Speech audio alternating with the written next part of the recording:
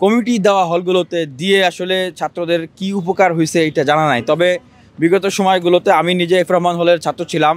ছাত্রলীগ যে অত্যাচার নির্যাতনগুলো করতো, গেস্ট রুম গণরুম করাইতো, জোর করে মিটিং মিছিলে নিয়ে যেত, এইটার একটা সুযোগ হলগুলোতে কমিটি থাকলে কমিটির ভিতর দিয়ে হলকে প্রভাবিত করা, প্রশাসনকে ভয় দেখানো, এই জায়গাগুলো তৈরি হয়। কিন্তু এই হলে কমিটি না থাকলে, একাডেমিক কমিটিগুলো না থাকলে সেইটা তুলনামূলকভাবে করার সুযোগটা কম থাকে।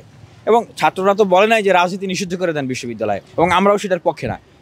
কিন্তু হল এরিয়াতে এবং একাডেমিক এরিয়াতে সাংগঠনিক কমিটি প্রদান না করে, এবং ছাত্রদল সুস্পষ্টভাবেই তারা ডাকসু নির্বাচন চায় না, তারা গণতন্ত্রকে ভয় পায়।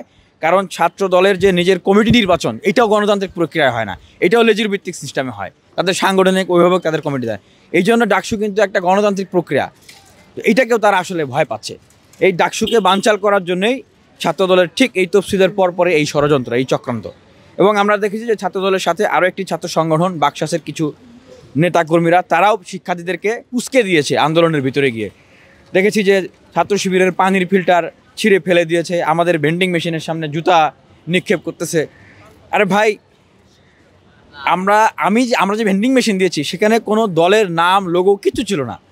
শুধুমাত্র ব্যক্তি হিসেবে তো আমি সবার আগে বিশ্ববিদ্যালয়ের শিক্ষার্থী, আমার নাম এবং নাম্বার ছিল। কারণ এটা কে করেছে বা প্রয়োজনীয় যোগাযোগ থাকতে হবে সেই সাইনটা, সেটাতেও তারা এই কাজ করেছে। এবং আমরা দেখেছি যে তারা উস্কে দিচ্ছে শিক্ষার্থীদেরকে, যেন একটা সহিংসতা পরিস্থিতি সৃষ্টি হয়। মানে এটা ছিল একটা গেম প্রজেক্ট, যৌথ গেম প্রজেক্ট, যে একটা সহিংসতা তৈরি করে ডাকসুকে বানচাল করা। তবে আমি মনে করি যে শিক্ষার্থীরা সচেতন আছে, শিক্ষার্থীদের প্রতি অনুরোধ থাকবে, কারো উস্কানিতে পা দিয়ে কোনো সহিংসতায় যাবেন না।